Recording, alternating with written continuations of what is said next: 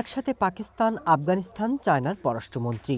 এই দৃশ্য হয়তো ভারতের বুকে কিছুটা হলেও কাঁপন ধরিয়েছে। আফগানিস্তানের রাজধানী কাবুলে বৃহস্পতিবার এক শীর্ষ বৈঠকে মিলিত হন এই তিন দেশের পররাষ্ট্রমন্ত্রীরা। শুধু তাই নয়, সন্ত্রাসবাদের বিরুদ্ধে যৌথ প্রচেষ্টা জোরদার করার প্রতিশ্রুতি ব্যক্ত করে বেইজিং, ইসলামাবাদ এবং কাবুল।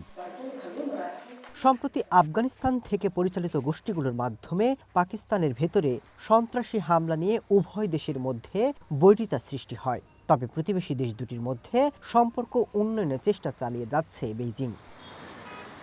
চীনের পররাষ্ট্রমন্ত্রী ওয়াং ই, পাকিস্তানের পররাষ্ট্রমন্ত্রী ইসহাক দার এবং আফগানিস্তানের তালেবান সরকারের পররাষ্ট্রমন্ত্রী আমির খান মোত্তাকি কয়েক সপ্তাহের ব্যবধানে দ্বিতীয়বারের মতো এই ত্রিপক্ষীয় বৈঠকে অংশ নেন, যেখানে চীন এবং পাকিস্তানের অর্থনৈতিক করিডোর আফগানিস্তানের সম্প্রসারণের আলোচনার ক্ষেত্র তৈরি হয়।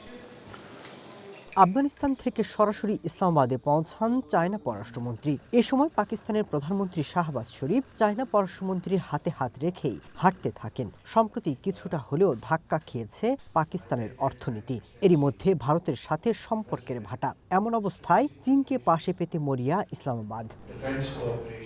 এদিকে চায়না এই অঞ্চলে নিজেদের উপস্থিতি বাড়ানোর পরিকল্পনার অংশ হিসেবে পাকিস্তান এবং আফগানিস্তানের মধ্যে শান্তি স্থাপনের চেষ্টা করছে। কারণ সম্প্রতি ভূ রাজনৈতিক টানাপোড়েনে এ অঞ্চলে নিজেদের স্বার্থের নিরাপত্তা নিয়ে বেজিং উদ্বিগ্ন। এমন অবস্থায় আফগান এবং ইসলামাবাদের ঐক্য চাইছে শি জিনপিং সরকার। Masud Rana, one international desk.